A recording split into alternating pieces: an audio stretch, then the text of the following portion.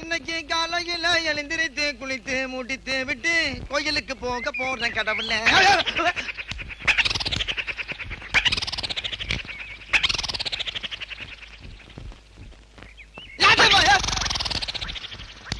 என்ன என்னங்கடா?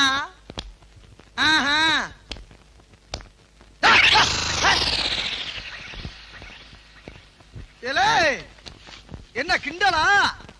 புளிய இடறாதீங்க, நாங்கெல்லாம் தேக்குடா, ஆரையும் பாப்போம். பழைய வெள்ளைய தேவா பாஞ்சாலம் குறிச்சியில் வெள்ளையனா மெச்சினேன் வீராங்கனா மெச்சினேன்.